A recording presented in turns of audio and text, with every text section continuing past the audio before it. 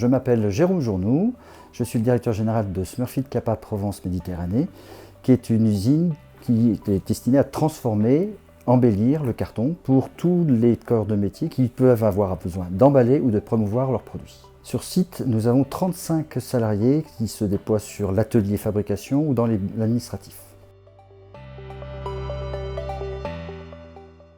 L'entrepreneuriat, pour moi, c'est construire une vie, construire une histoire avec une équipe. Développer des ventes, développer une usine, développer une équipe qui soit une équipe pérenne et chargée de construire en permanence, de se renouveler pour le développement des uns et des autres.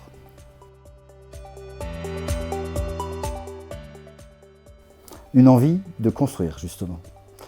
Toujours construire en permanence, puisque c'est comme ça qu'à la fois on se renouvelle et il y a une dynamique qui entraîne vers le bien, vers le positif, développement de la personne, développement de l'entreprise. Alors c'est trouver un équilibre. Et là, c'est vrai que quand on a envie de bien faire, de réussir, il est parfois difficile d'arriver à concilier les deux. Mais si on n'arrive pas à concilier les deux, il y a un manque d'équilibre. Et là, c'est l'un ou l'autre qui pêche. Donc c'est parfois, on est un peu sur le fil de l'équilibre, voilà. Bon, mais on y arrive. Alors il y a des attraits, il y a des parties qui sont assez délicates, on va dire, mais on va pas dire difficiles.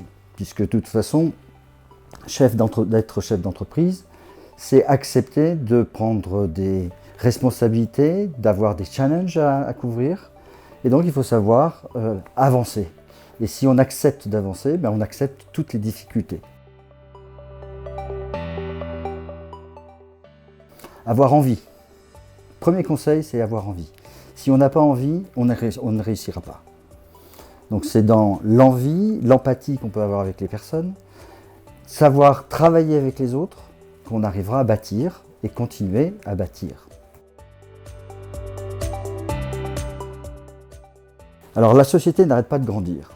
Et le nouveau challenge qui est devant nous, c'est que nous avons à avoir une nouvelle machine sur la fin de l'année.